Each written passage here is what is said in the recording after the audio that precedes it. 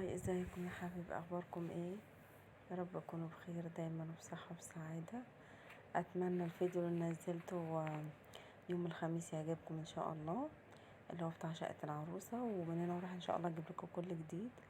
النهارده بردك حبيت انزل لكم فيديو عروسة، شقة عروسة. عايزه اقول لكم ان الشقة ديت في المهندسين وفي منتهى الجمال والشياكة والرقة كلها اللي هتشوفوها النهاردة. حرفيا كل حاجة بالتفاصيل بدقة في منتهى الجمال والشياكة اللي احنا شايفينها قدام حضراتكم كده.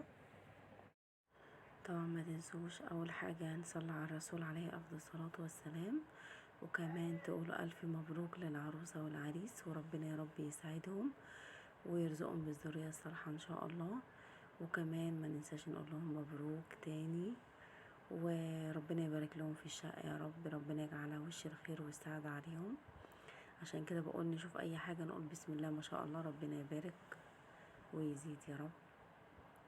زي ما شايفين معانا الريسبشن وجماله، وكمان الالوان هادية وبسيطة ما شاء الله تبارك الله بجد على الجمال.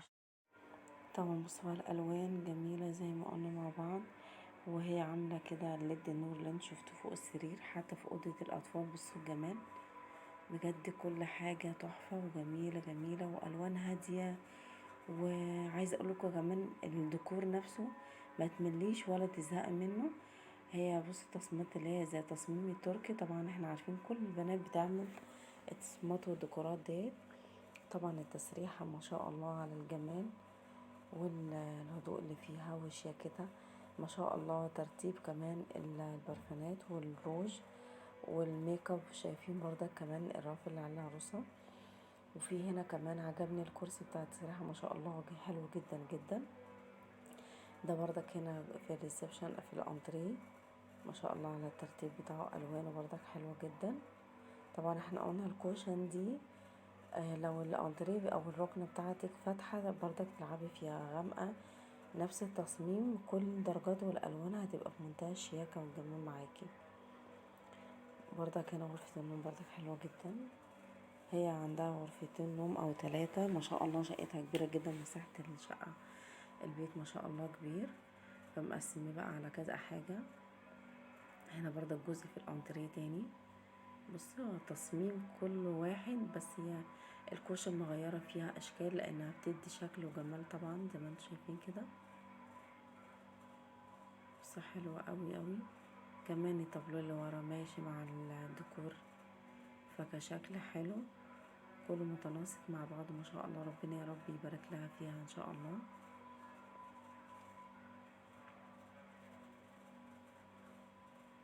بص بقى هنا برضك بترتب كده.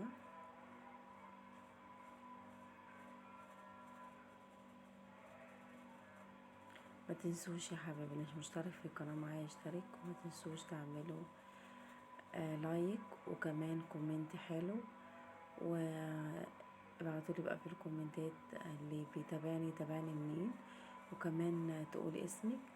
في حد من المتابعين بعتلي فيديو بتاع امبارح تقريبا اول امبارح، بنوته اسمها ملك، بس مع انا اسفه مش عارفه كتبت لي منين، بس انا فاكره كان اسمها ملك. فطبعا احب اشكرها جدا جدا وما نسيتكيش يا ملك، وبشكرك بجد ان انتي بعتلي في تعليقات اسمك واديني افتكرتك وبحبك خالص يا ملوكه.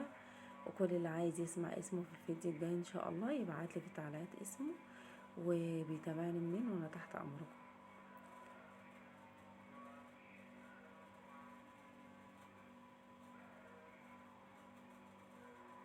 طبعا الديكور بتاعها هادي جدا. في ناس تقولك لا يعني الديكور ممكن يكون هادي اكتر من اللزوم، ده احلى طبعا وارقى على فكرة. وانا شايفه الالوان كمان مريحه للعين وبتريح الاعصاب، ده اهم حاجه. اللي يدخل بيت عندك يبقى مرتاح نفسيا وجسديا وكل حاجه، فاهم حاجه الراحه طبعا.